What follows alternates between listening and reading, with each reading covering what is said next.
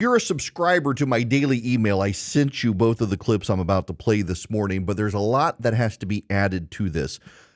Let me begin here. The very same media that protected Joe Biden for 3 years until they couldn't. For 3 years, they told you, don't believe your lying eyes, believe us. And then when we all saw that on this debate stage, Joe Biden's team continued for 4 weeks saying, no, what you saw didn't actually happen. And the media was like, oh my gosh, for God's sakes, we got to get rid of this guy. We got to throw him overboard. He really will lose to Donald Trump. We have to do it. From CNN to MSNBC to the New York Times, they're like, we got to find somebody else. We got to stop Donald Trump. So after a month of this, Joe Biden bows out. Kamala Harris comes in, and after 2 days, the media is back to the protective bubble. Joe Biden could run in 2020 in his basement without the media challenging him. Kamala Harris intends to as well. There's a difference, though, between Joe Biden and Kamala Harris. Joe Biden at one point was coherent. Kamala Harris never has been. And she has said some very wild and wacky, very progressive things that will alienate her from the public. And those clips are starting to come out. So I want to play for you first what she said a couple of years ago. She was asked about the illegal alien children coming to this country. And at Christmas time, what about all of those kids? You know, the kids in cages. They were there to prevent them from being tied to human trafficking. This is Kamala Harris. You're not going to believe this one. Well, maybe you will. And when we all sing happy tunes and sing Merry Christmas and wish each other Merry Christmas, these children are not going to have a Merry Christmas. How dare we speak Merry Christmas? How dare we? Kamala Harris is back to a war on Christmas. How dare you wish anyone a Merry Christmas when we've got illegal aliens who can't get amnesty in this country? How dare you say Merry Christmas? She said this. And this adds to all of the other things that Kamala Harris has said over time. It's not a coincidence. She continues to say these sorts of wacky things that the media has continually given her a pass for. And yet over and over and over again, Kamala Harris says these things, and there is a very lengthy record. Dave McCormick from Pennsylvania has started exposing them in Pennsylvania, and the Republicans have not yet gotten a comprehensive narrative. Now, this is the one I put together, and it takes some of what Dave McCormick said and adds to it Kamala Harris's views on being radical. And yeah, I am radical. I do believe that we need to get radical about what we are doing and take it seriously. Right. The nonpartisan GovTrack has rated you as the most liberal senator. I am prepared to get rid of the filibuster to pass a Green New Deal. There's no question I'm in favor of banning fracking. Would you ban offshore drilling? Yes. What is the solution for voters in the fossil fuel industry? Giving the workers an ability to transition. We're not going to treat people who are undocumented across the border as criminals. That's correct. Raise your hand if you think it should be a civil offense rather than a crime to cross the border without documentation. Abolish ICE. Yeah. Is that a position you agree with? And we need to probably think about starting from scratch. Outdated, it is wrong-headed thinking to think that the only way you're going to get communities to be safe is to put more police officers on the street. Would you support changing the dietary guidelines? Yes. You know, the food pyramid. What people Yes. to reduce red meat specifically. Yes. People who are convicted in prison, like the Boston Marathon bomber, on death row, people who are convicted of sexual assault, they should be able to vote? I think we should have that conversation. We have to have a buyback program, and I support a mandatory buyback program. So for people out there who like their insurance, well, they don't get to keep it? Let's eliminate all of that. Let's move on. I am opposed to any policy that would deny any human being public health, period. And yeah, I am radical. I do believe that we need to get radical about what we are doing and take it seriously. Right. That's Kamala Harris in her own words. So you now have her saying we can't say Merry Christmas to each other unless illegal aliens can get amnesty.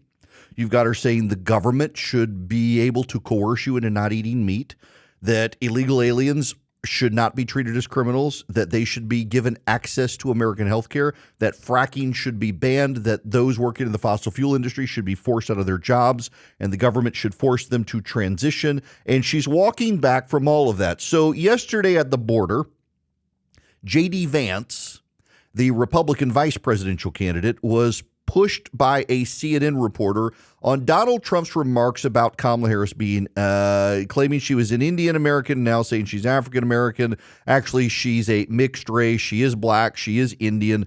JD Vance turned it on the reporter's head, and this is probably the line of attack that you're going to start hearing from Republicans. It's a very smart play articulated by Vance. The former president's comments yesterday to the National Association of Black Journalists, where he said that Vice President Harris is, quote, all of a sudden black. As a father of 3 biracial children, did those comments give you pause at all? They don't give me pause at all. Look, all he said is that Kamala Harris is a chameleon. She goes to Georgia 2 days ago. She was raised in Canada. She puts on a fake Southern accent. She is everything to everybody, and she pretends to be somebody different depending on which audience she's in front of. I think it's totally reasonable for the president to call that out, and that's all he did. I mean, look, she's running as a tough-on-crime prosecutor, even though she implemented open border policies. She's saying that she wants to support the police, yet she wanted to defund the police just 3 years ago. It's totally reasonable to call out the fact that she pretends to be somebody different depending on the audience she's talking to. Kamala the chameleon. He's right. But will the GOP act on this? There's one more clip you need to hear. This is Kamala Harris unscripted. Yesterday, the president and vice president are there to meet the hostages who have come home, who've been held in Russia. And Kamala Harris hasn't had an off-the-cuff moment with the press since she became the nominee until last night. And I want you to listen to some of this. This is an extraordinary day, and I'm very thankful for our president and what he has done over his entire career, but in particular as it relates to these families and these individuals, what he has been able to do to bring the allies together on many issues, but in particular this one. This is just an extraordinary testament to the importance of having a president who understands the power of diplomacy and understands the strength that rests in understanding the significance of diplomacy and strengthening alliances. Now we can stop there. The president who understands the significance of diplomacy and rests in the strengths of understanding the strength of diplomacy and the significance and strength of diplomacy. And this is a president who understands diplomacy. She speaks in platitudes. She speaks in word salad. She is a walking word salad. So I put all this stuff to you together to show you there is a way for Republicans to take on Kamala Harris. I hate using the phrase vibe shift, but it's very clear Republicans feel thrown off their game, and the Trump campaign very clearly feels like it's thrown off their game. If they want to go after Kamala Harris, there is a copious amount of video out there of Kamala Harris that even the Trump campaign is beginning to pursue. And each time they push something out there, Kamala Harris's team releases a statement saying she doesn't actually stand by that anymore. So what does Kamala Harris stand by? What does she stand for? She flip-flops. In 2004, it was not the Swiftboat Veterans of Truth that damaged John Kerry. It was a George Bush ad against John Kerry. John Kerry in this ad was windsurfing. And the Bush campaign video showed Kerry going back and forth, back and forth, back and forth, back and forth. John Kerry believed one thing, and then it'd show him headed in the opposite direction on the windsurf. He'd head in the opposite. Now John Kerry believes something else. He believed one thing, now it's something else. Then he believed this, now he believes something else. It's never the flipping that kills you, it's the flopping. You believe this, now you believe this, now suddenly you're back to this. What do you actually believe? And there's such a record from Kamala Harris, and now there's this too. Add all of this together. Kamala Harris doesn't want to do off-the-cuff press. She wants to speak with a teleprompter, just like Joe Biden. She's not good off the cuff. Kamala Harris was never actually a courtroom litigator. She never actually went into the courtrooms and litigated cases. In fact, from what we know, she wasn't an outstanding law student. She's not quick on her feet, and you can hear that last night when she talked to the press. A little more of this. You can see it in the families, in their eyes, and in their cries. A while ago. We got to make sure, wanted to make sure everything was in place. And Slovenia made the right move at the right time. So anyway, look, it's time to trust. Notice how the press, they've got their first opportunity to ask Kamala Harris questions. And they immediately pivot back to Joe Biden, who's standing there, and they stop asking her questions after her word salad. This is the way to define Kamala Harris. The media won't define Kamala Harris. They don't want her to be defined. So now the question is, where are the Republican ads?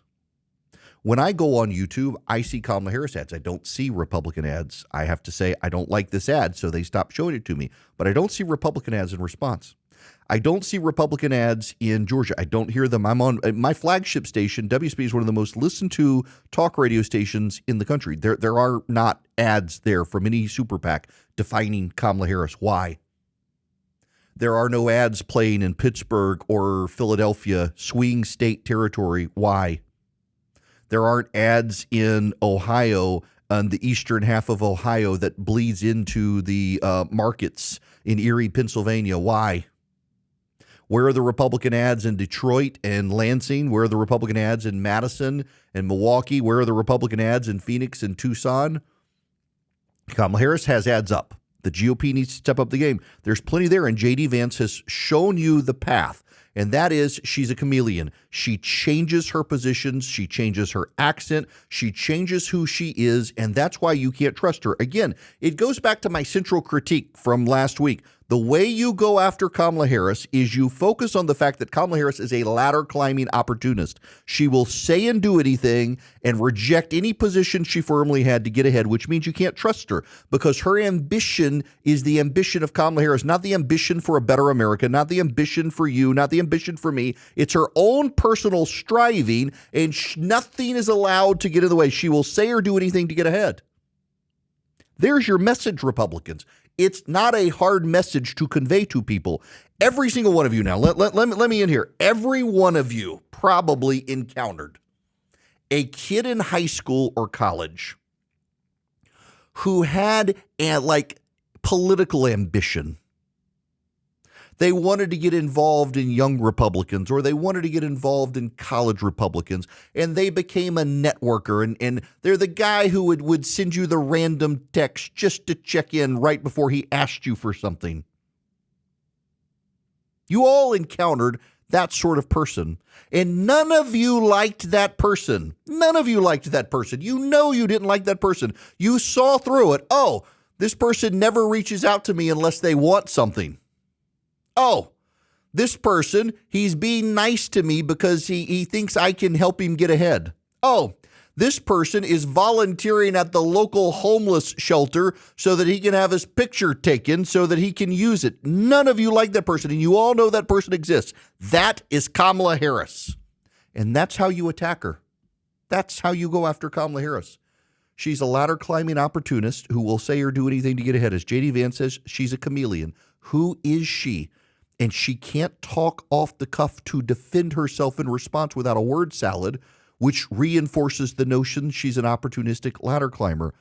This isn't hard, Republicans. You just have to actually step up and do this if you want to win. And at this point, I'm not sure what you're doing.